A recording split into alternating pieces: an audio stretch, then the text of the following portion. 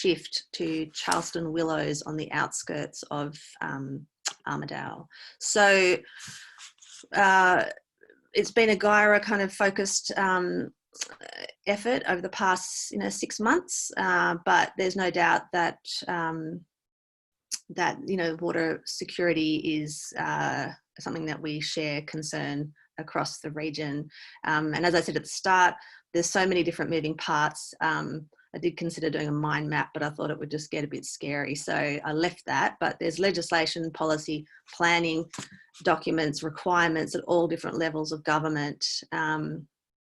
One of the key things that we've noticed is that, Armidale Regional Council has been very shy about embracing the framework of climate emergency around any of this preparation for ongoing, droughts or water insecurity.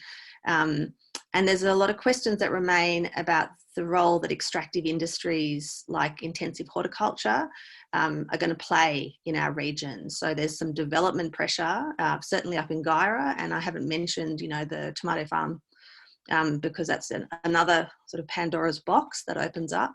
But it's no doubt that that's not the only intensive horticulture that's being touted around the region. So there's a lot of different things going on. I don't think we can necessarily assume that our decision makers are across all the different aspects of this. And certainly I think that there's a real need for community attention and involvement to continue, because we've had quite a lot of success so far just by people actually asking questions and seeking information and digging around. I think that there's, evidence there that community scrutiny can be really positive in actually pushing council to really think about sustainability in a more holistic way.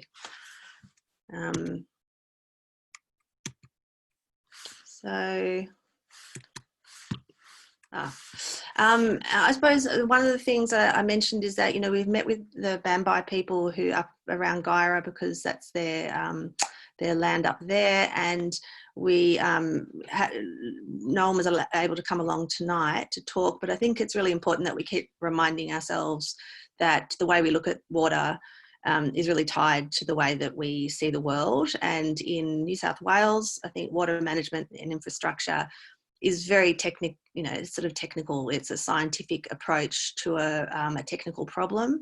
And it's a fairly, it's a strong, it skews our view of what we might want to achieve.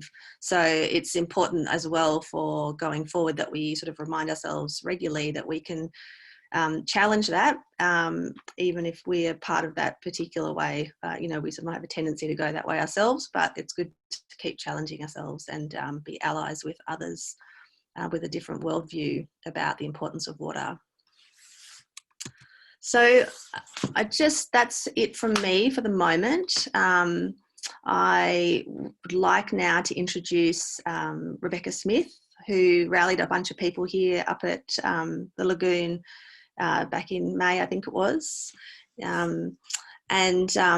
Just invite Bec to talk about how she came to be involved and what she's been doing, because Bec's done a lot of her personal sort of effort and research around this. And Bec, I didn't get a chance to do your bio, but if you're happy to introduce yourself, that would be great. Now, let me just get out of here.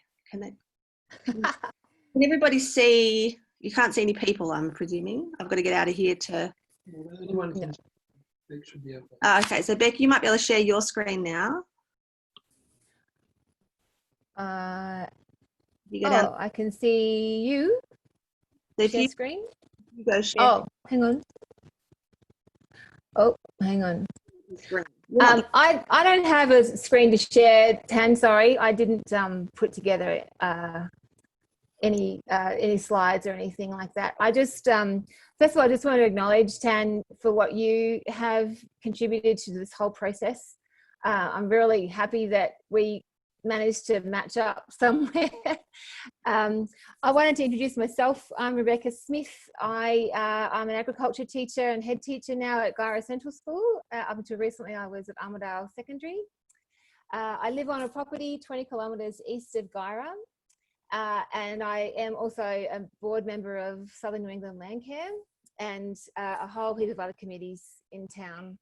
I came to this at the end of last year, having experienced what we've all experienced, the worst drought in living memory, or ever, and watching the landscape desiccate, watching dams dry up, rivers cease to a trickle, and being heavily dependent on groundwater to keep any livestock that we had alive.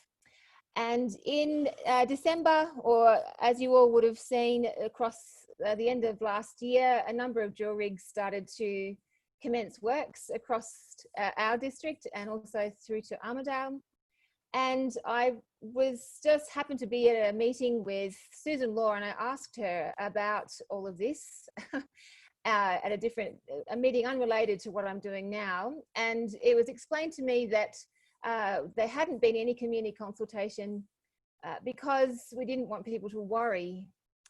And I got very worried then. And I then saw bores being put into place in Guyra without consultation. And this is the point that I really want to stress, is that in times like this, when major infrastructure is going into place, it's really important that community is properly consulted with and communicated with. And it became very clear as I went through this process of trying to find information that this was not the case, that there was a complete lack of transparency. There was a misinformation being told in our communities. And I sort of became well and truly embroiled in trying to find some sense of any kind of common sense about what was going on around us, and it became very, very difficult. When I started to look into how these bores have been put into place, they were drilled under the emergency water section 39A, and I learned that meant that no environmental impact assessment was required. These bores were then they were equipped, and the infrastructure put in place was paid for. The Izzard Park bore in particular, which has been very emotionally driven in our community. This bore was paid and the infrastructure paid for by Costa.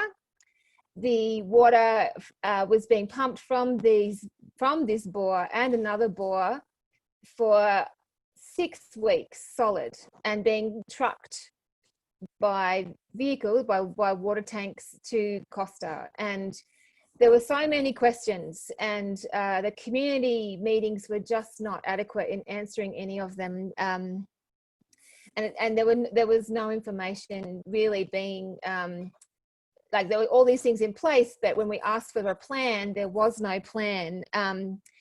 I then started saying, well, where is the water management plan? Like, how do we protect this aquifer? And as I went through, I made contact with people like Ian Reeve, and he explained, and I'm really sad that he's not here tonight to talk about the report that he has written, but it became very obvious to me that the aquifer that was being extracted from, or planning to be extracted from, was really precious and very finite and required protection, and there was no plan or no means to protect it, and there was legislation that just wasn't there. And so my year has really been focused on trying to, one, slow down the progression of this relentless infrastructure that hasn't been approved until some form of environmental impact assessment can be made, so that the ramifications to the wider region is fully understood.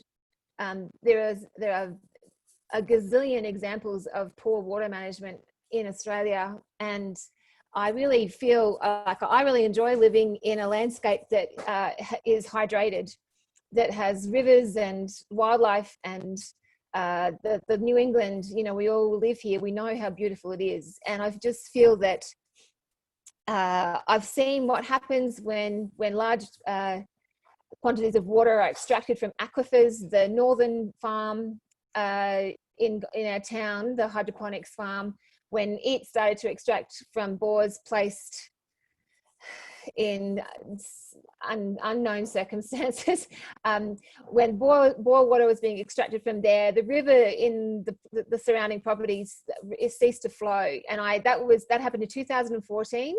So I'd seen what can happen in that circumstance, and I am very determined to not see that happen across our region, because it's happened before, and I have no doubt that unless it's properly monitored, that it will happen again.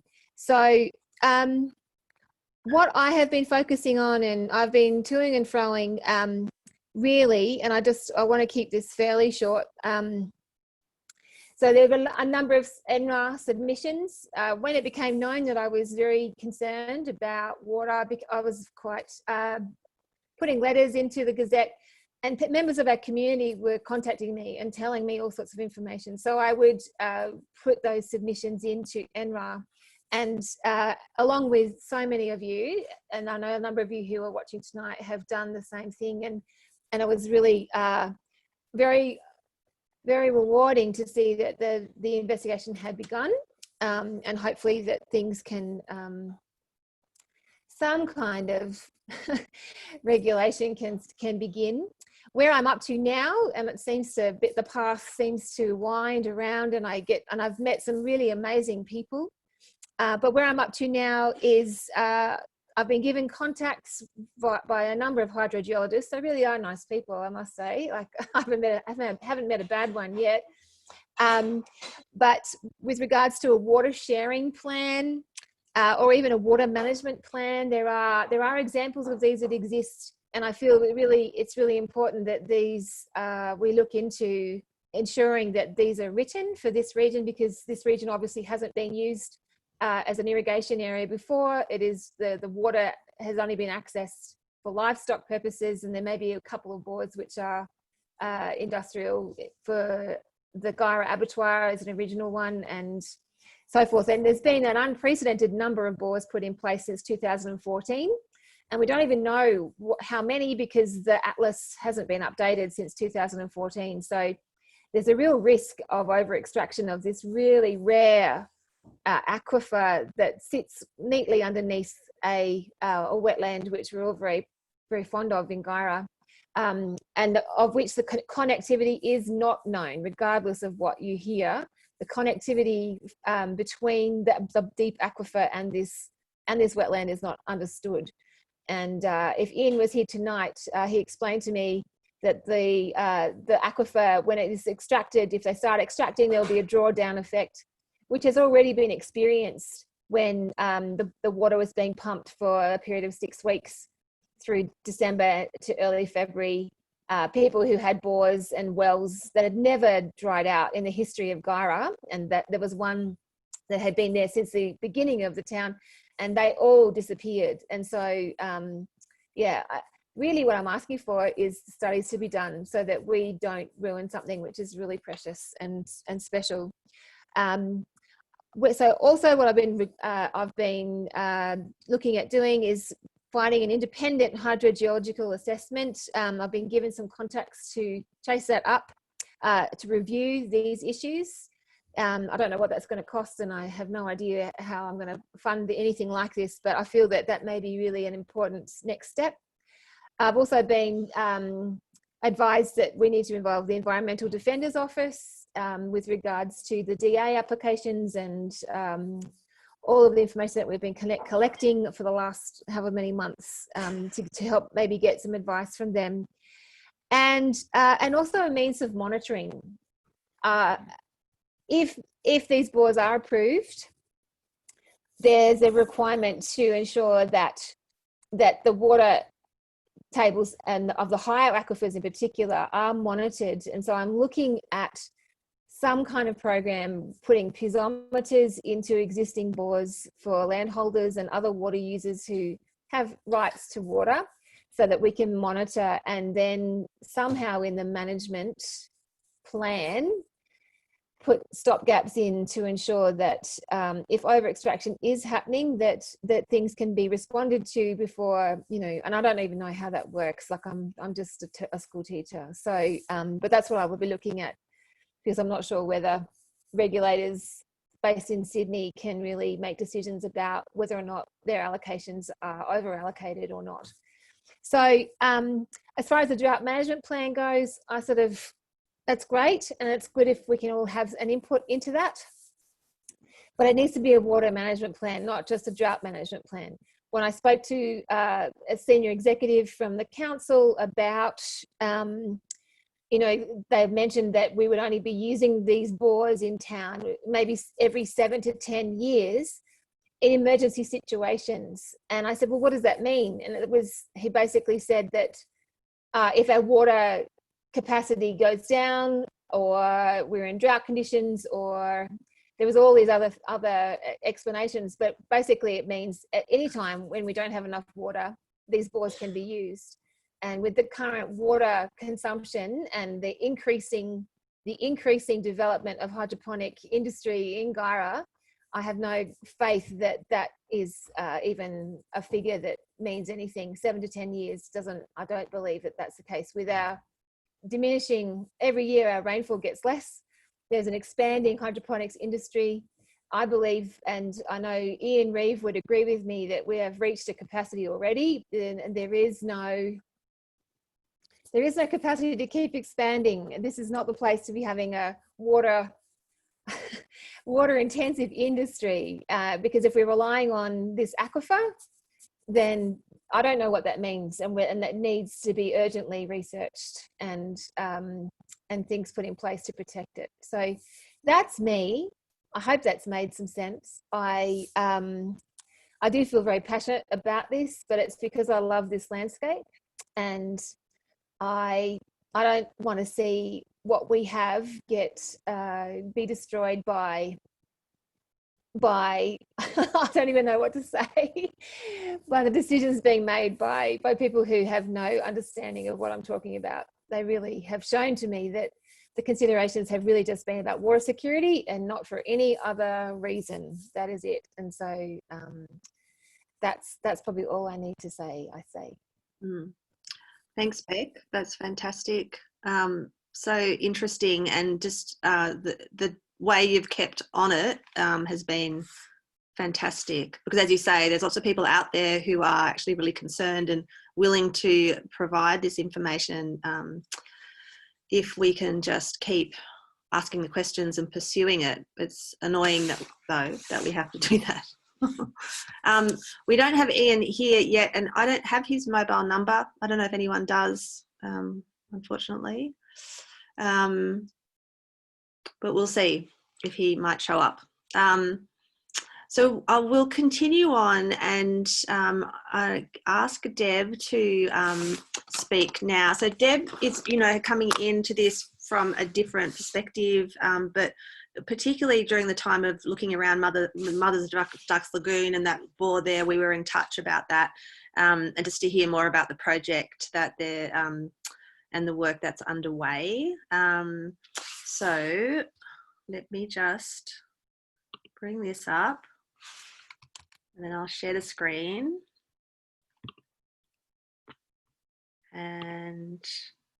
Or do you want to try, Deb? So you were going to try. Yeah, I can share my slides, Tanya. Yeah, great. Let's see if that works.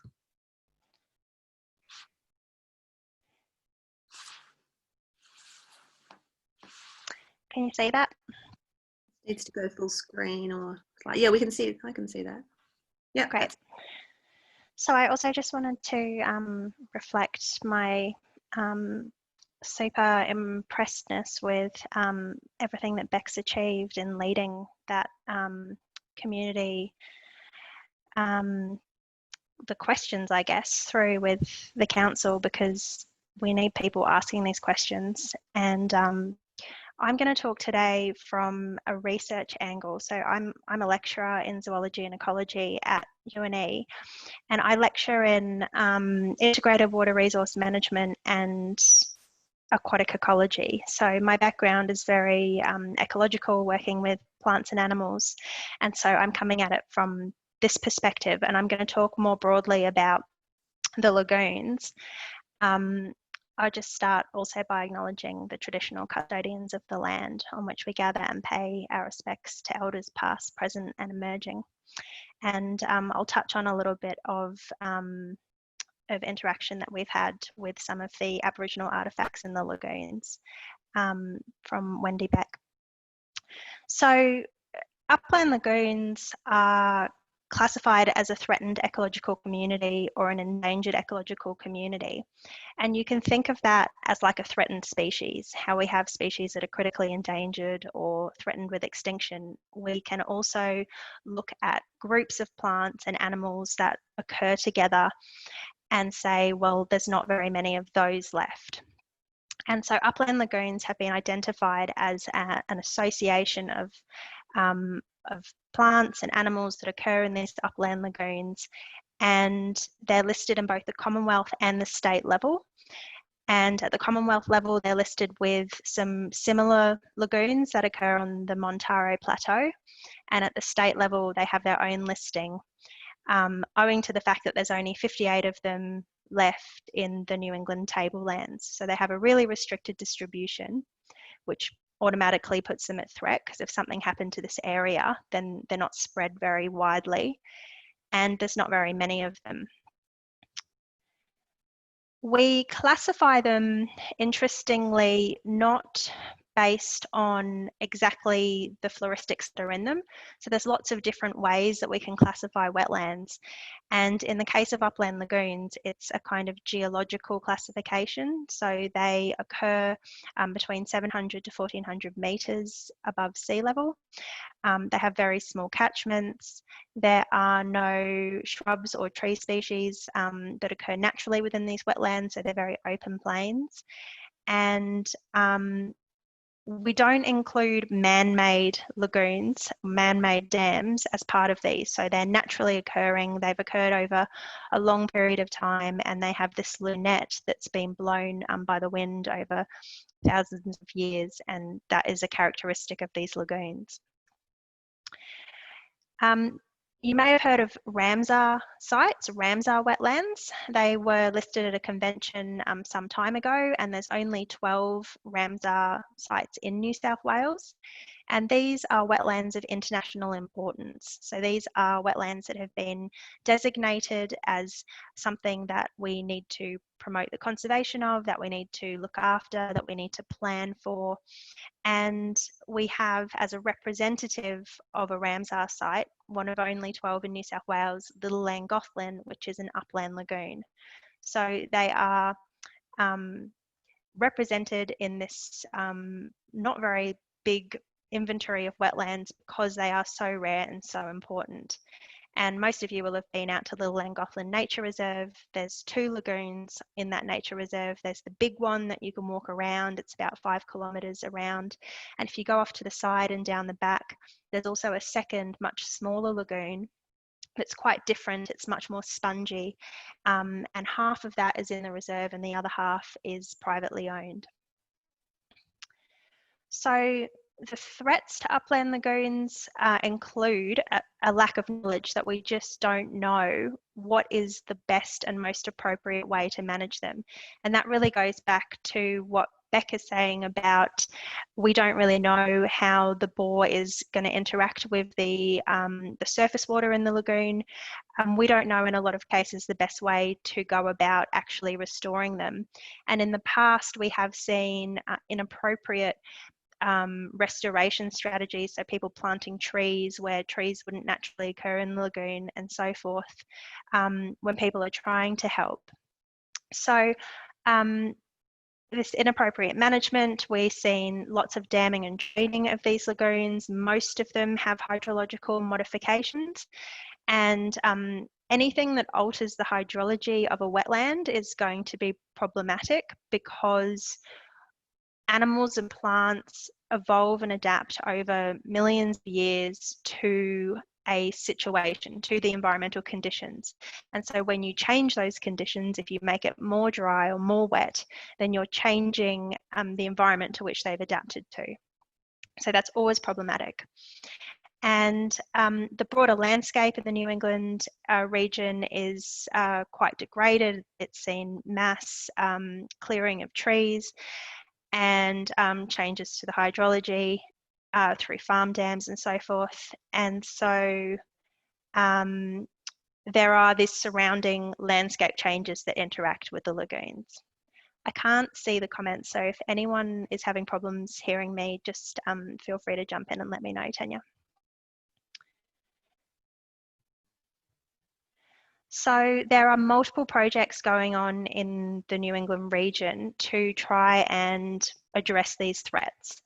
I am part of the top one, the UNE Partners, which is, we have lots of partners, including the councils in part, and Snell and LLS, and together with Manu Saunders and John Hunter, who are co-chief investigators, we're attempting to increase the educational outreach that we do with these projects, talk to the community. So I'll go through some of these things we've been doing anyway. There's also focus on Little Llangollen that Mari Koch is leading through Glenrack up north. And there is a more focused around the landowners project happening with Northern Tablelands Local Land Service. And so they're working a lot more one-on-one with the landowners to try and help people find ways to better manage these lagoons. There's also been a ton of historical work done by Wendy Beck looking at the Aboriginal archaeology at the lagoons, looking at what historically happened in these lagoons, what they were used for, why they were important and so forth.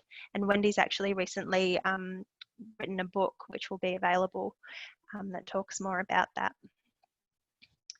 So some of the things we've been doing over the last year have been community surveys. So we had an open day project launch at Racecourse Lagoon, and lots of members of the community came along, and we had some talks about the lagoons. John talked about plants, and Manu talked about insects, and Wendy talked about the archaeology. And then we went out with people and we found different insects. We saw frogs calling, which they do when they're reproducing. We found tadpoles, and just interacting with the lagoon and trying to get people out there. We've also got an ecological team doing these ongoing surveys, and so Mother of Ducks will be one of our survey sites. We go out, we've got recorders that can identify the different frogs at the sites. We have insect surveys and plant surveys, and we're going to do some macroinvertebrate surveys looking at the bugs and trying to really hone in on the ecological value of these lagoons. And so as part of another project, I'm comparing them to farm dams, and comparing farm dams that are near lagoons to farm dams that are far away from lagoons to try and see this landscape effect of having these large dynamic wetland systems, which I suspect are very, very important for refugia for these animals. We've also done some work on addressing the legislation issues around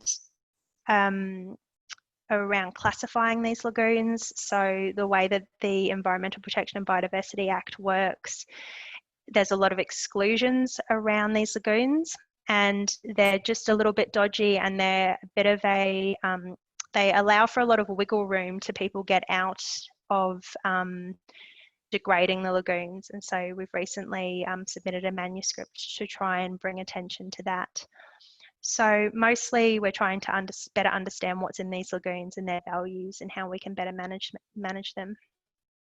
We've also been working with James Brinkoff, who works out at the university, and he's created this, this app using remote sensing where you can go to this website, and I can provide these slides to anyone afterwards, and it's all open. You can choose any of the lagoons and look at how the water has fluctuated over time. There's open water, there's vegetation, and then there's water reflectance, like how wet the area is. And we've got a student looking at these trends over time and trying to see if more recently you can see those longer drier periods This goes back to about the 80s, so it's still fairly recent, but it's providing interesting data nonetheless that we wouldn't be able to have otherwise. We've got our community outreach, so there's a Facebook page anyone can join. We have a hashtag to link up the different observations, and Manu has created a iNaturalist website so that if anyone's out in a lagoon and they see a plant or an animal, you can just take a photo and upload it to Dynamic Lagoons, and then a big community of people will identify it for you. And it's a way to build knowledge when anyone's out there and try and get people interested in looking at what these plants and animals are that occur in these areas. And we're also working with Paula Peters to create a colouring book based specifically on the lagoons that will be available soon. We also have a community survey that is available if anyone hasn't filled it out yet, trying to understand what people know about the lagoons, and we hope to measure how this changes over time. So feel free to jump on and do the survey. And in the future, we're hoping to continue. So we've got funding to fence some lagoons, putting in photo point installations so that there's a place you can put your phone and everyone can take a photo at the same point, and we can see how the lagoons change over time. Doing more community surveys. And if anyone's got any ideas, wants to get in touch about the lagoons, then this is our email address here. I also just wanted to touch on mother of ducks because I guess as researchers, we haven't been as vocal about it, even though it's a threatened ecological community. And I guess one of the complicating factors for mother of ducks is, so it's a very large lagoon, which makes it even more amazing.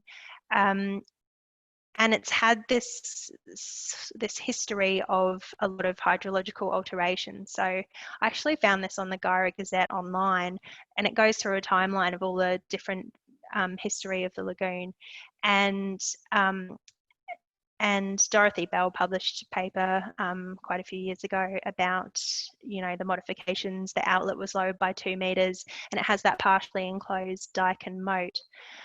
So not to say that it isn't still incredibly important in the landscape, which it absolutely is, just that because it's got so many historical hydrological modifications, it's difficult to quantify how this bore, especially with all the unknowns that Bec mentioned, how the bore is then going to interact with what would have naturally been there. And so we have been watching, and we do want to be you know, part of the pressure to see the councils take some responsibility.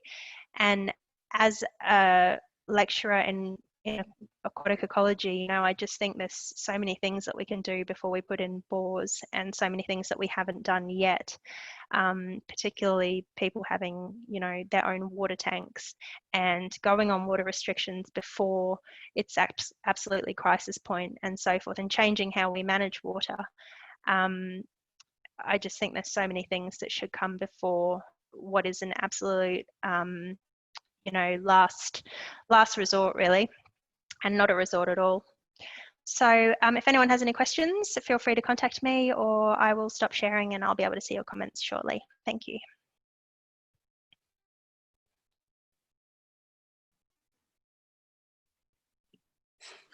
Thanks, Deb. Tanya. That those flags were coming up, but I don't think it was. You were fine. We could hear you. It was all good. So thank you very much. That's really interesting to know more, because there were, I think everyone was keen to understand a bit more about what the research was doing, and certainly maybe there's some opportunities to think about a community action research project or something with the stuff that Bec was talking about with the bore monitoring and other things. So yeah, we'd be really keen. Yeah, great. Okay, so I'm not sure now. I don't think Ian Reeve has made, oh yes, he's here. Ian's here. Ian's missed the start of the program, so he's not quite sure when he's coming in. Ian, we were just going to show, I'm going to show this little film that has been made, and then we'll come to you and give you a chance to have some words about what you've been doing, what you've had a look at. Let me just share my screen again. So I can see we're almost at the hour already, so I've completely misjudged the timing on this. My apologies if anyone needs to go, but I'm sure it'll be worth staying. So I'm just going to show you now a little film that was made. It's sort of been a product of this whole sort of 6 to 12 months of community interest and concern. There's some acknowledgements there on the screen. And it doesn't go for too long. You might have to turn your volume up Click on the screen. to hear it.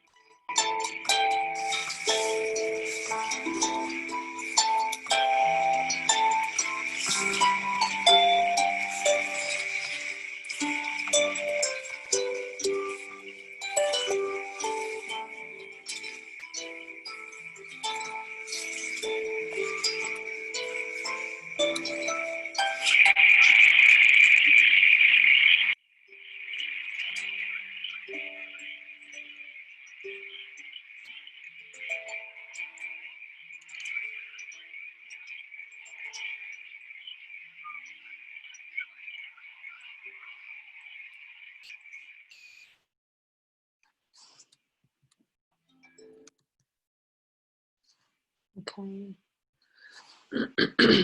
I hope you can all still hear me. It's hard to know. Yeah, we can all hear you, Tanya. I just removed your video to get the most throughput for the clip. That's good. Thank you. So Ian Reeve has joined us now, and Ian's a retired researcher from UNE who's got a background in earth sciences and water resource management, amongst other things. Ian has done a little bit of investigation, as Bec talked about earlier, and I didn't ask Ian to formally present anything today, but I did want to give him a chance to maybe make some comments or some observations about what he's understands about the water source in this, particularly around this idea of water security. Ian isn't a panelist though, so I'm not sure, Ian Mackay, whether we need to now open up the discussion so that everybody can speak. Yeah, I can do that. And if Ian could start his video, that would be great. Okay. I'll stop this for a second.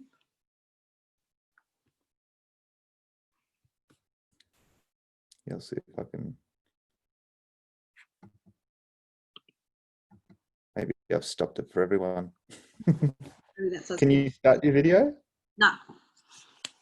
Oh, gee, just fine. That was good.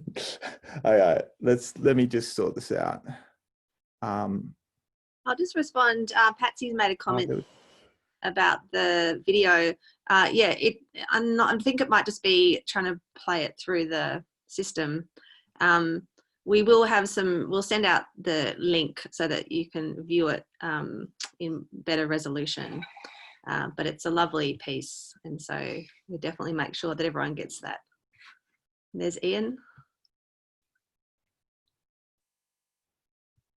Great. Ian, did you want to unmute and just, if there's any sort of comments that you'd like to make about what you've been looking at with water security in the region?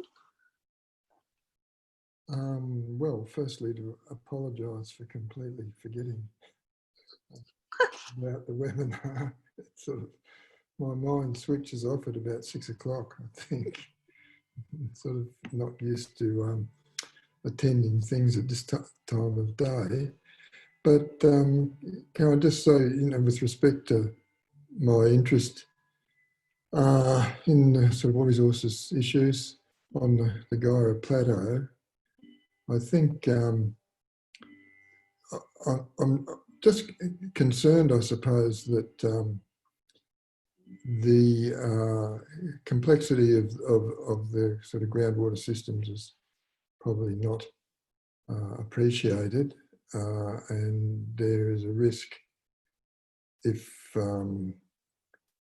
we forge ahead with development of those water resources without a good understanding of how it all works, then it's probably not going to end well.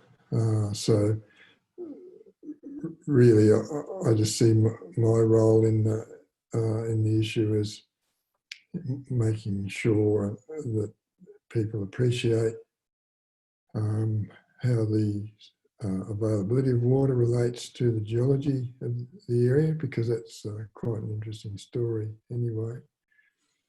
And also to supply information about the geology to the best of my ability. There's not a lot being done on the geology of the Guyra Plateau, but it's similar to other basalt areas in eastern Australia, so areas like around Orange is somewhat similar, and there's sort of general principles apply to where the water is and how it moves in the landscape. So I'll leave it at that, Tanya. Thanks, Ian. And no doubt if people have got some questions, I'm sure Ian would be happy to answer with what he can. Ian McCall, yes? Yeah, so people, you can now, in your bottom left corner, I believe you can unmute and start video, and we can just join and we'll go gallery view. Click up the top right to gallery view. It's like the Rubik's Cube up there, and we will tile into position. Feel free to ask a question of our panelists. I've got a question for Ian. I saw your report which showed some detail on how why the availability of water might change, what limits the aquifers. Could you talk a bit more about that, because I think that's really interesting.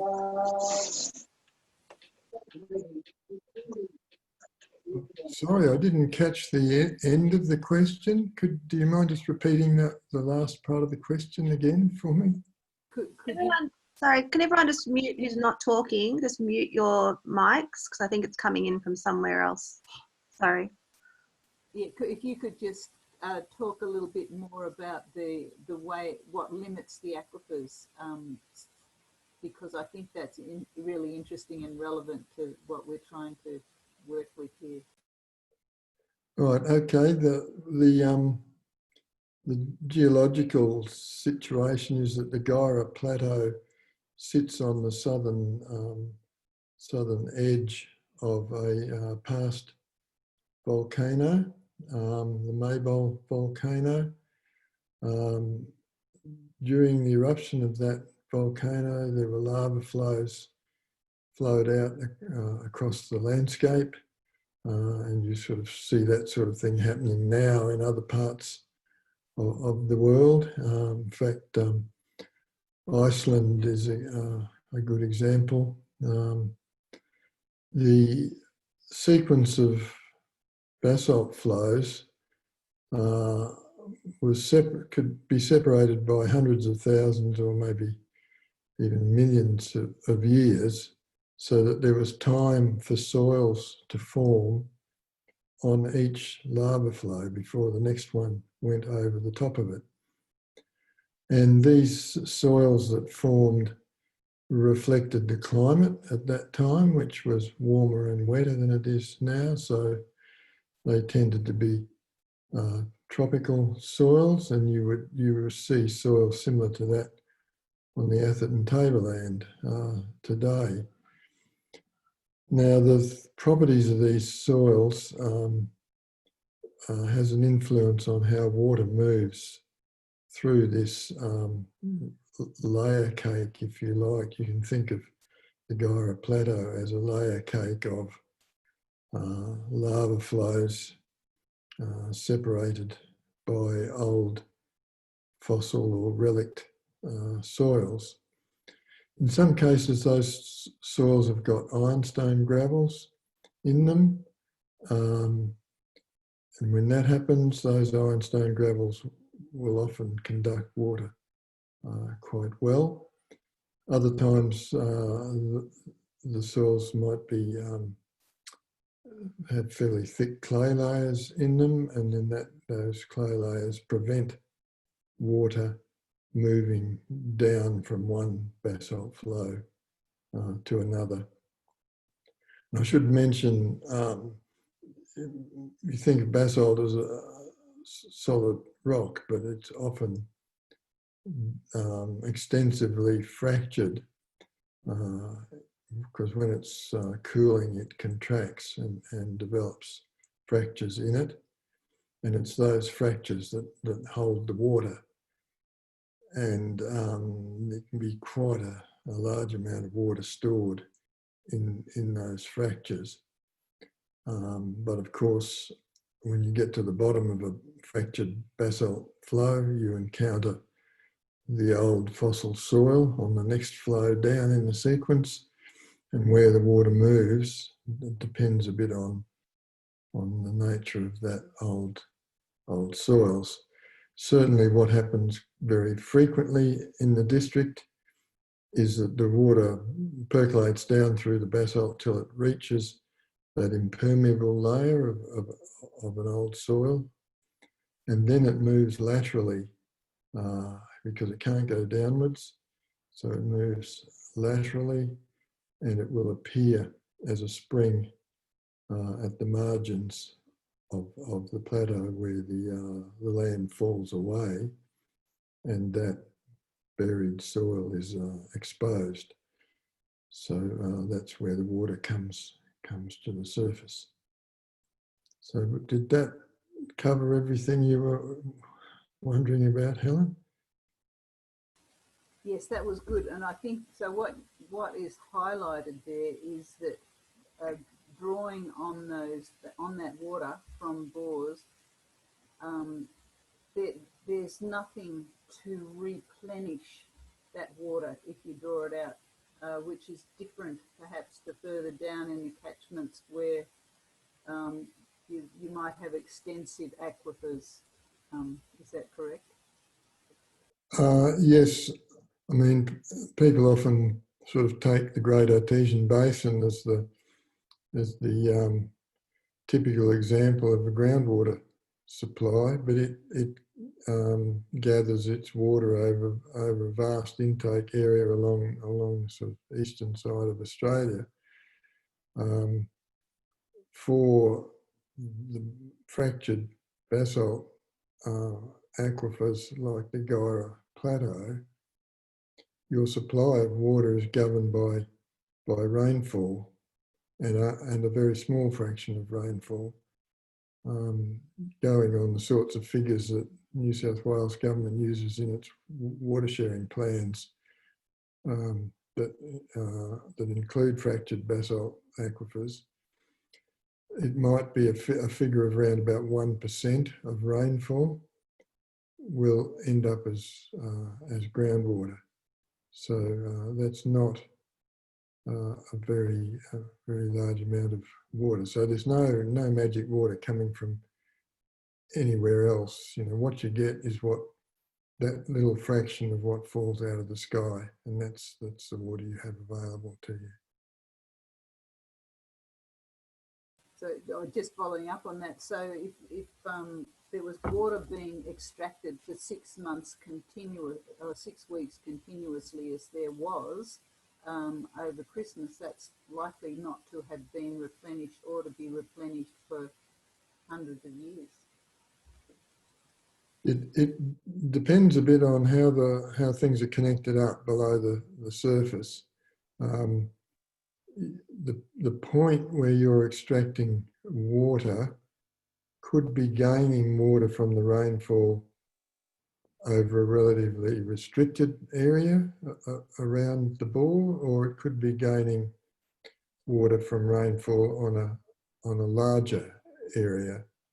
So it just depends how water's moving in the subsurface as to how quickly that extraction would be replenished.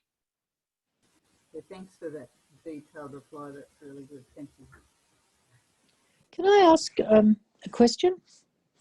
Yes, Margaret. Oh, thanks. Look, council staff in their public, so-called public webinars have basically said that what they're doing up in Guyra with the drilling is fine because they're sleeving to about 70 metres. The drill column, and that they're targeting water that's lying at I think 140 to 200 metres, I think, lower than that. I'm wondering if Ian might comment on, it seems a very simple, I might add I've been unbelievably frustrated, as a councillor, that, just absolute hostility to any questions from council staff about this. I just wonder if Ian could comment on, that notion that it's all fine because, they're targeting a lower reservoir within the groundwater than the local farmers are aiming at. Yeah, that's a complication in the geology that I didn't touch on before, but the layer cake of basalt, old lava flows separated by old soils, it sits on top of the landscape that was there 20 million years or so ago when the Maybole volcano erupted, and that landscape is mainly granite and what most farmers refer to as trap rock. Here it's a metamorphic metasediment.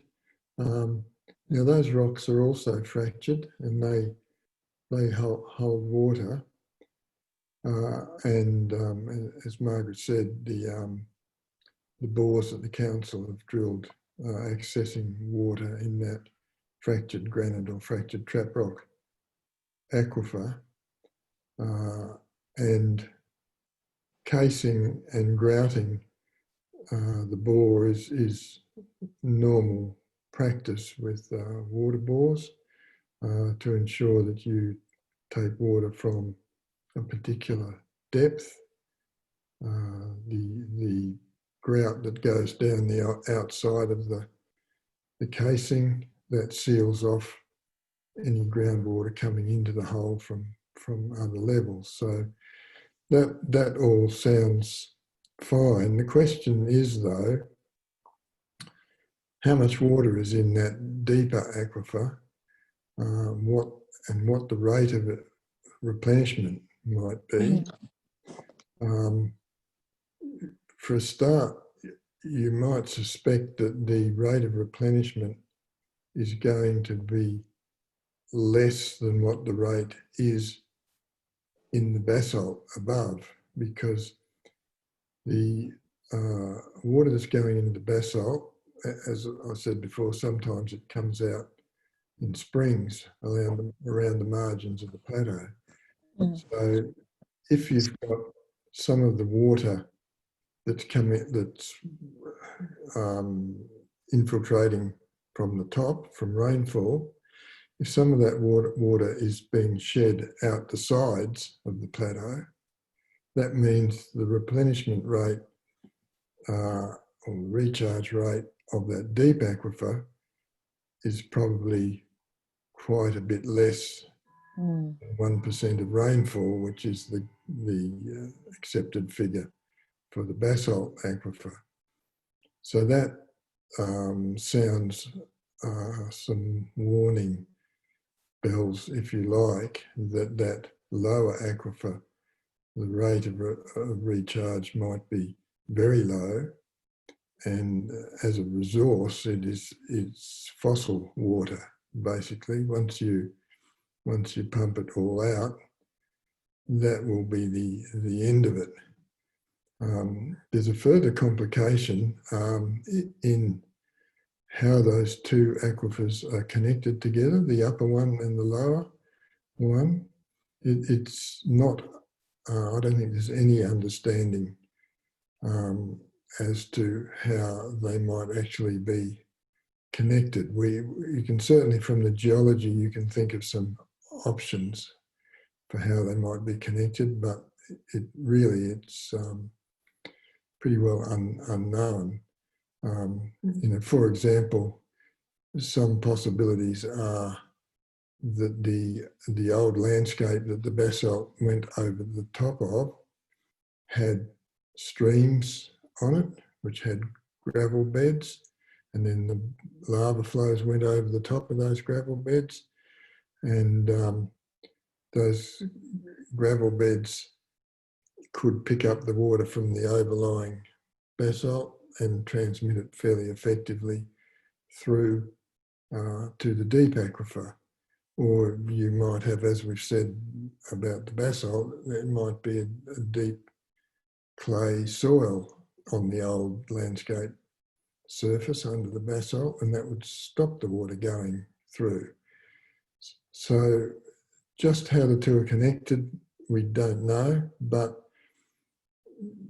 the nature of the connection between the two does have an effect on how withdrawing water from the deep aquifer might or might not affect the shallow aquifer in the basalt.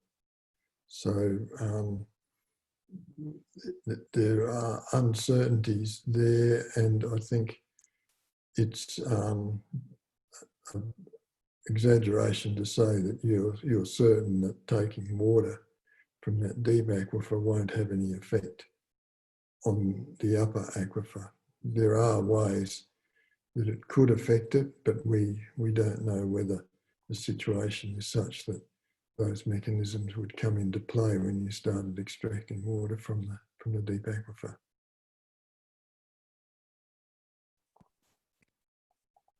Ian, can I ask you a question or just ask a point of clarification?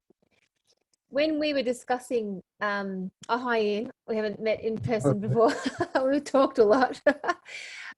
We were talking about the drawdown effect of extracting from this deeper aquifer and how that can impact on the higher aquifers. Can you explain that to everybody, how that works? Like this deep water that's under a huge amount of pressure. and when it's extracted, how that can then have this drawdown effect? Yeah,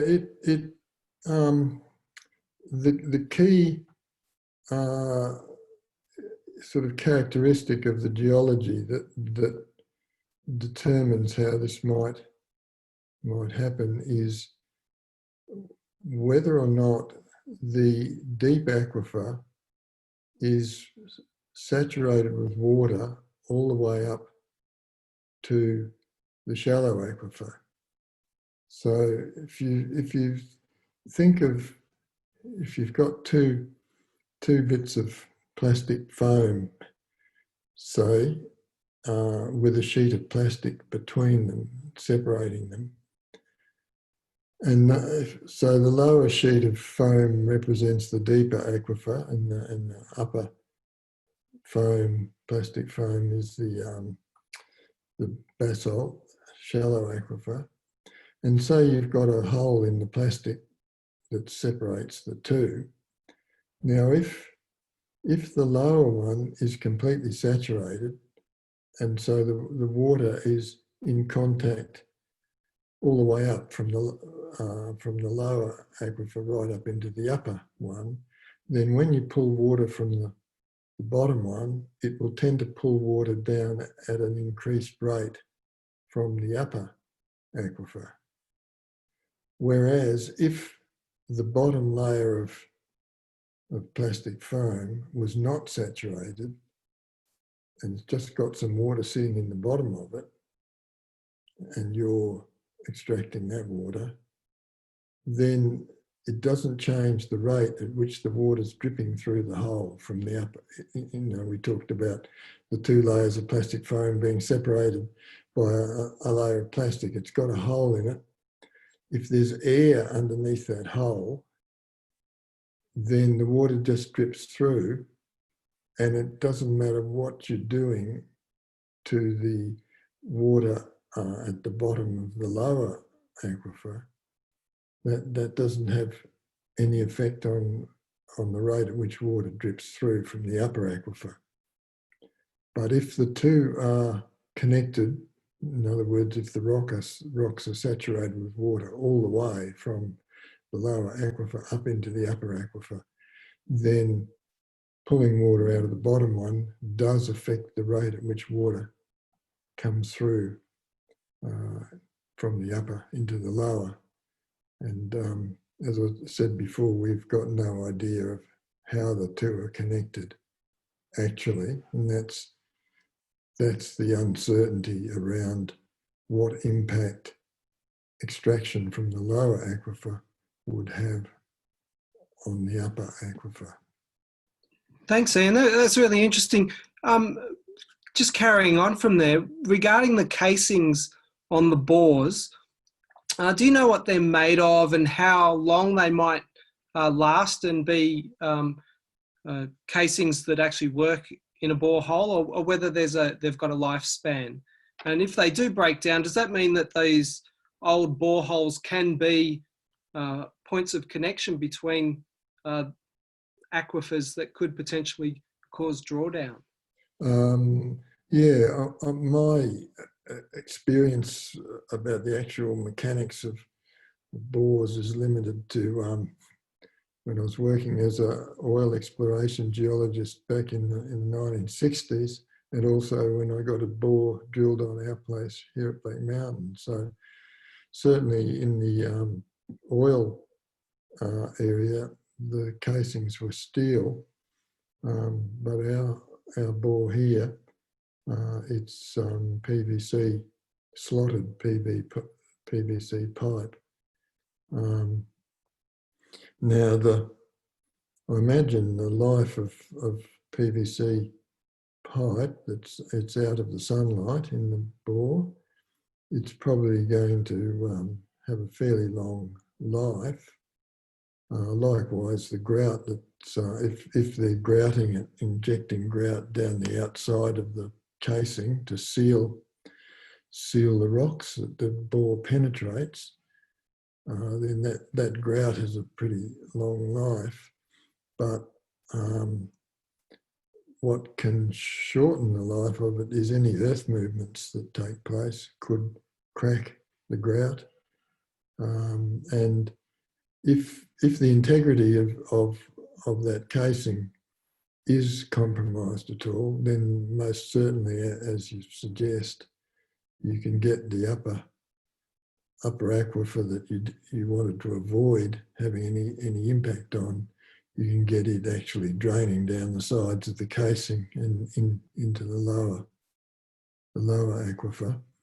I mean, if that was happening, you would certainly be aware of it, and provided you can get a drill rig back in onto the spot, then it's not a huge job to haul the old casing out and recase the bore. And I think that that happens at times when bores fail. You bring in the drill rig again and haul the casing out and renovate the bore. So in short, it's a possibility, but it's probably not a high possibility. You know, it's fairly unlikely, at least in the next 40 or 50 years, you would think. There was a question from Dorothy Robinson about the pressure of the lower aquifers. Has there been any measurements done on that? I think they did a pump test on it when they first drilled the holes. I mean, all the pump test does is keep removing water from the bore until the water level stays constant. Then you know the water that's flowing into the bore is flowing in at the same rate as you're extracting water from the bore. So that gives you a rough idea of the yield, the potential yield of the bore, and I think they would have certainly done that. Dr. Reeve, could I just ask, is there a way of testing the fossil water or the water to see if it is fossil water? I think there is. I remember years ago when radiometric techniques were getting going in geology, one of the things they could work out, and I think it was from the hydrogen to deuterium ratio in the water. They put a date on the age of water in the far west, in the Great Artesian Basin, and it was, I think from memory, it was some 10,000 years. So it takes about 10,000 years for water that enters the Great Artesian Basin at the eastern margins for it to get out to the springs and the bores out in Western New South Wales, Western Queensland. So yes, it is possible to work out what the age of water is in a aquifer like that.